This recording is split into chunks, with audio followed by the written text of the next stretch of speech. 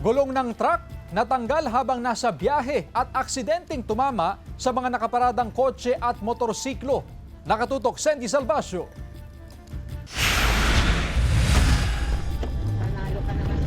Sa kuha ng dashcam, makikita ang mga sasakyang ito na nakaparada sa gilid ng kalsada sa bahagi ng Old Venecia Highway sa Barangay Lucaw, Dagupan City.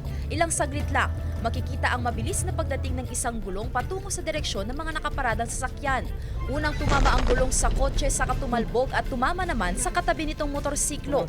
Nang matumba ang motorsiklo, nasagi rin ang isa pang motorsiklo at natumba rin. Galing dun sa pagligo doon na naputol yung ano niya kasi dumiretso yung gulong dito. Buti yung tricycle na nakagito kagad. Di kasi nakatingin yung matanda. Pinalis ko agad, pinadiretso ko. Baka sa kanya tumama. Dito na tumama sa may kotse. Walang nasaktan sa insidente. Ayon sa ilang saksi, ang kumalas na gulong galing sa dump truck na kargado ng buhangin at bato na nagmula sa Santa Barbara, Pangasinan. Sa ibinahaging larawan ng kapatid ng may-ari ng kotseng tinamaan ng gulong. Pinaniniwala ang naputol ang mga stud ng gulong ng truck kaya't humiwalay ito.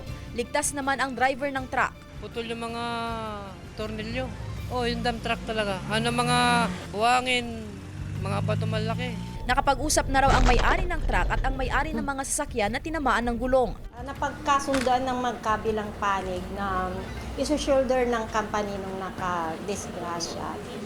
Lahat ng expenses, ng gastos. Sinisikap ng GMA Regional TV na makuhanan ng pahayag ang driver ng truck.